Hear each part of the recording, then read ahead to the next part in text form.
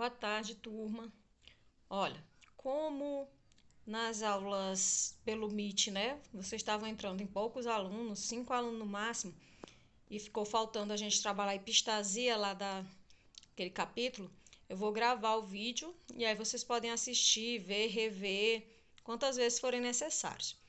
O último assunto que ficou faltando foi de epistasia, né? Nós vimos lá na pelagem dos pássaros, nós vimos a cor dos olhos, interação gênica na forma da crista da galinha, né? Da cor da pelagem também dos pássaros. E um outro tipo de interação gênica é conhecida como epistasia. Só que no caso, na epistasia, além dos dois genes diferentes interagirem para determinar uma característica, eu posso ter também a intervenção de um gene na ação do outro. Ou seja, um gene acaba inibindo a manifestação do outro gene, que é o caso da cor da pelagem nos cachorros chamados de labradores, né, da raça labradores. Então, a gente fala em cor da pelagem em cães labradores. Essa cor é uma característica, é um fenótipo. E ela não é determinada só por um alelo, ela é determinada por dois pares de alelos, ou seja, por dois genes, né? Então, nós vamos ter 4 alelos interagindo.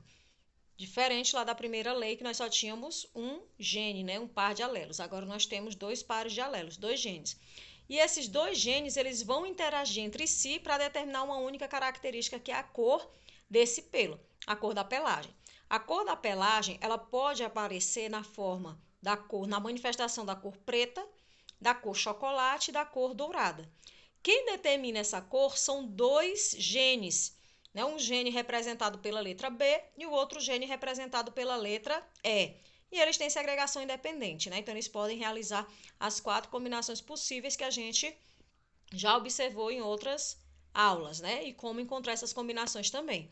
Então, nesse caso, o gene determinado pela letra B, ele vai determinar qual vai ser a cor do pelo.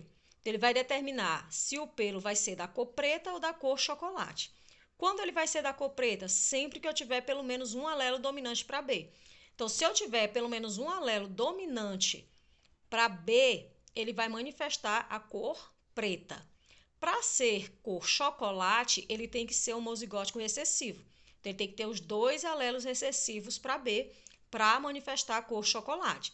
Então, eu posso ter preto tanto homozigótico dominante como heterozigótico. Porém, o outro gene representado pela letra E, ele vai determinar se vai haver pigmentação do pelo ou não. Então, não adianta só tu ter o gene que determina qual vai ser a cor, porque tu vai ter também a atuação de um gene que determina a pigmentação, se ela vai existir ou não. Se ele permitir a pigmentação, então a pigmentação vai ser da cor preta ou chocolate.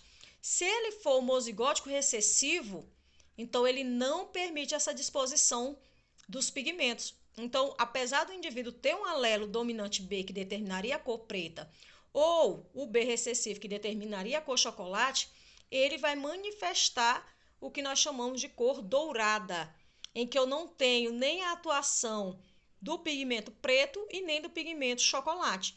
Por que que ele não vai ser preto ou chocolate? Porque eu tenho isso aqui, ó, os 2 alelos recessivos. Inclusive aqui, ó, eu posso ter aqui, ó, recessivo pro preto, mas se eu tiver pro chocolate, no caso, né, vou manifestar com chocolate.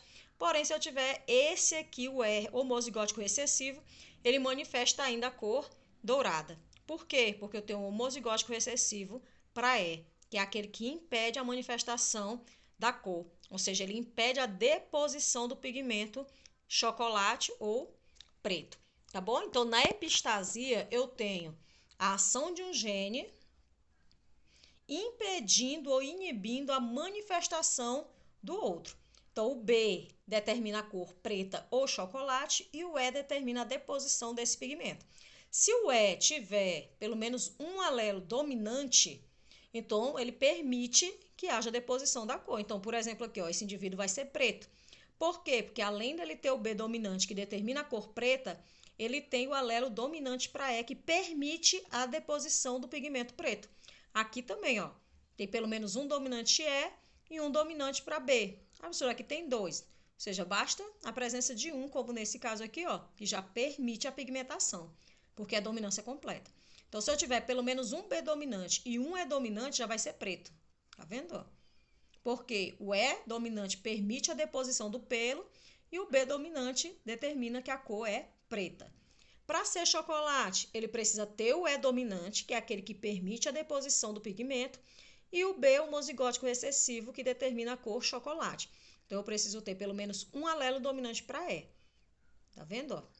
Se eu tiver pelo menos um dominante para E, ele já permite a deposição do pigmento, que nesse caso aqui, como o B é homozigótico recessivo, vai ser a cor chocolate, que é determinada pelo alelo recessivo. Agora, se ele tiver o B dominante para o preto ou o B recessivo para chocolate, porém não tiver nenhum dominante para E, que é aquele que permitiria a deposição do pelo, do pigmento no pelo, ele vai ter a cor dourada. Por quê? Porque o alelo E aqui, ó, o gene E em homozigose recessiva, ele inibe a manifestação do B, uma vez que ele não permite a deposição de pigmentação nos pelos. Ele acaba sendo inativo e não tem essa relação de deposição da pigmentação. Então, quando é homozigótico recessivo para E, inibe a ação do gene que determina a pigmentação. Tá bom? Então, aqui nós temos as formas do pelo aparecer: preto, chocolate ou dourada. Porém, eu coloquei aqui para vocês uma observação, que o E, ele, quando é homozigose recessiva, ele só impede a deposição do pigmento no pelo, não no nariz. Então, o focinhozinho do cachorro, se tiver pelo menos um dominante para B, vai ser preto. Se tiver os dois recessivos para B, vai ser marrom. Então, nesse caso aqui, ó, que ele é dourado, eu tenho o E homozigótico recessivo, que impede a manifestação do preto no pelo. Então, ele vai ser dourado, porém, como tem o B dominante aqui para preto, o nariz dele vai ser preto. Então, ele vai ser dourado com nariz preto. E esse aqui, ó, o Bzinho não manifesta a cor marrom no pelo, porém, a presença do homozigótico recessivo impede que ele se manifeste no pelo. Então, ele vai ser dourado, porque esse aqui impediu, mas não na pelezinha, né, do nariz. Então, ele vai ser dourado com o nariz marrom. Esse vai ser dourado com o nariz preto e esse dourado com o nariz marrom, tá bom? Então, eu coloquei aqui pra gente um exemplo, ó, de um indivíduo preto, homozigótico dominante para os dois, e um dourado de nariz marrom, aqui homozigótico para os dois alelos. Nesse caso aqui, ó, quando eu cruzo os dois, lembra que eu tenho só um aqui, ó, são iguais, então basta um. Aqui também são iguais, basta um. Aqui também iguais, basta um. Aqui também iguais, basta um. Aí eu tiro aquela combinaçãozinha do heterozigótico. Agora, quando eu cruzo dois heterozigóticos, aí sim, eu tenho vários tipos de combinações diferentes. Primeiro, para eu saber quais são as combinações, lembra daquela regra, né? Ó, 2 elevado a 2. Quem é o 2? É o número de genes que aparecem em heterozigose. Aqui eu tenho um heterozigótico, aqui eu tenho outro heterozigótico. Então, eu tenho 2 heterozigóticos. 2 elevado a 2 é igual a 4. Então, eu tenho que encontrar 4 combinações. Como é que eu faço para achar as 4 combinações que eu já expliquei para vocês, ó? Se os dois são diferentes, então eu tenho que usar os dois para as combinações, tanto o B dominante quanto o B recessivo. Não é igual aqui que eu só uso um porque são iguais. São diferentes, eu separo aqui, ó, e alinho os dois.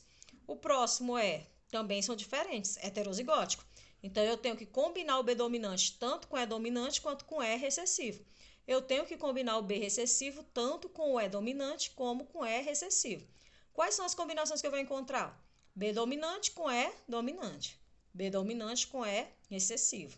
B recessivo com E dominante. B recessivo com E recessivo. Como os dois são iguais, a combinação encontrada também vai ser a mesma. Eu tenho, então, aqui 1, 2, 3, 4 combinações, conforme o que eu deveria encontrar segundo a regra. Então, eu vou lançar elas no quadro de Punnett, que eu também já ensinei a vocês como faz. No quadro de Punnett, então, ó, eu lancei aqui, parei aqui um para o pai e um para a mãe, mesmo que eles sejam iguais. Então, eu lanço as combinações que eu encontrei, ó. B dominante é dominante, tá aqui. B dominante é dominante. B dominante é recessivo, conforme lá. B recessivo é dominante, B recessivo é recessivo. Repito a mesma coisa aqui. B dominante com E dominante, B dominante com E recessivo. B recessivo com E dominante, B recessivo com E recessivo, tá bom? E aí nós vamos combinar. Já ensinei para vocês, ó, a linha com a coluna. Aqui eu tenho o quê? B dominante, B dominante. Aqui é dominante, é dominante. Então, esse indivíduo aqui, como tem um dominante para B, ele é preto. Como tem dominante para E, então permite a manifestação dessa cor preta. E aí eu vou combinando para todos, ó. B dominante com B dominante. E dominante com E recessivo. E vou repetindo isso em todas. Olha, aqui, ó. B dominante, B dominante. E recessivo, E dominante. Quem vem à frente, sempre o E dominante. Lembre, letra com letra, cada um com sua correspondente. Não vou colocar B dominante é recessivo e depois B dominante é dominante. Não, B com B é com E. Aqui, ó, B dominante, aqui de cima, com B recessivo. É dominante com E dominante. Vou fazendo isso em todas. A gente já viu isso. Ó, essa aqui, ó. B recessivo, B recessivo. É recessivo, é recessivo. Então, eu vou combinar logo aqui o quadro todo para a gente ver qual o resultado. Então, voltando aqui, né? Ó, já combinei, fiz as combinações. Agora, nós vamos encontrar quem são eles, ó. Esse aqui tem pelo menos um dominante para E. Então, ele permite que haja pigmentação. Se ele permite que haja pigmentação, qual vai ser a combinação que o B dominante determina? Preto, tá bom? E o nariz, ó, lembra que o nariz também é preto. Esse aqui também o nariz é preto. Esse aqui, ó, tem pelo menos um dominante. Permite a pigmentação. Aqui, pelo menos um dominante para B, então determina preto também com o nariz preto. Aqui também, ó, um dominante que permite a pigmentação, um dominante para a cor que é preta, então o nariz também é preto. Aqui a mesma coisa, ó. Preto para o pelo e o nariz também é preto. Aqui, preto, porque tem dominante para E e dominante para B, que determina a cor que é preta. O nariz também é preto, porque é determinado por esse alelo. Aqui a mesma coisa, ó, pelo menos um que permite a pigmentação e um dominante para a cor preta. E o nariz também é preto. Esse aqui, mesma coisa, ó. Dominante para E, que permite a coloração, e o B, que determina qual é a cor dessa coloração. Então, preto com nariz preto. Aqui, ó, a mesma coisa. Gente, a sequência é a mesma do que a gente viu antes. Já falei várias vezes, né, que a forma é a mesma. Então, aqui o nariz também é preto. Então, eu tenho sempre aquele triângulozinho aqui, né, ó. 1, 2, 3, 4, 5, 6, 7, 8, 9. Então, 9 indivíduos vão manifestar